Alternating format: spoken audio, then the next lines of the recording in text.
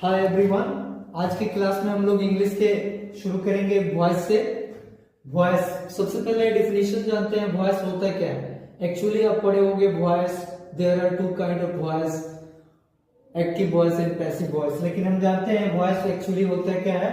Voice is a subjective and objective process to express a sentence. कोई भी वाक्य दो तरीके से प्रस्तुत किया जाता है, एक सब्जेक्ट को मेन बनाकर और दूसरा ऑब्जेक्ट को मेन बनाकर। तो ये सब्जेक्टिव और ऑब्जेक्टिव प्रोसेस ही कहलाता है वॉइस। और आप जानते हो पहले से भी कि वॉइस दो तरह के होते हैं, एक्टिव वॉइस और पैसिव वॉइस। हाँ, आगे जब बढ़ेंगे हम तो देखेंगे how to change an active voice into passive voice. आपके बोर्ड के एग्जाम में दोनों तरह से वॉइस को देता है। एक्टिव वॉइस दिया रहेगा तो पैसिव में चेंज करेंगे, और पैसिव दिया रहेगा तो एक्टिव में चेंज करेंगे। इसके लिए कुछ सर्टेन रूल्स आपको फॉलो करना पड़ेगा, लेकिन यहाँ हम नॉर्मल रूल से हट के थोड़ा अलग हम देखेंगे।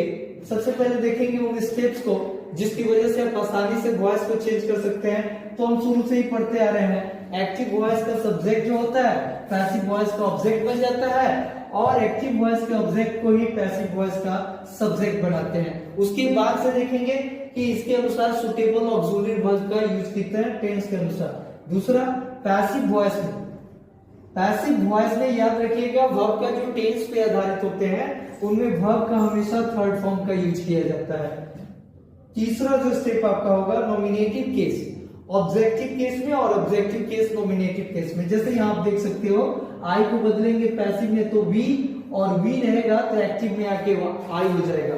यू में कोई चेंज नहीं होता है, यू सेम रहता है दोनों तरफ, चाहे वो ऑब्जेक्टिव हो चाहे सब्जेक्टिव या नॉमिनेटिव। जैसे वी रहेगा तो इधर जाके अस हो जाएगा, और एस रहेगा तो भी हो जाएगा। इस तरह से हम केस को चेंज करते हैं नॉमिनेटिव और ऑब्जेक्टिव केस में। इसके बाद से टेंस चेंज के लिए हम वर्ब पे आधारित एक रूल को फॉलो करेंगे जो बहुत ही आसान होगा। आपको टेंस के बहुत सारे स्ट्रक्चर याद नहीं करने पड़ेंगे। देखेंगे कैसे वर्ब पे बेस्ड हम टेंस को चेंज करेंगे एक्टिव वॉइस से पैसिव वॉइस में। तो सबसे बाबू पहले जान लीजिएगा कि वर्ब 1 और वर्ब 5 अगर एक्टिव टेंस में दिया गया है तो उसमें ऑक्सिलरी वर्ब के रूप में इज ए मान रहेगा, और आप पहले से ही जानते हो कि वर्ब का हमेशा थर्ड फॉर्म यूज होगा। वर्ब 2 अगर दिया हुआ रहेगा तो ऑक्सिलरी वर्ब के रूप में वाज और वेयर का यूज करेंगे।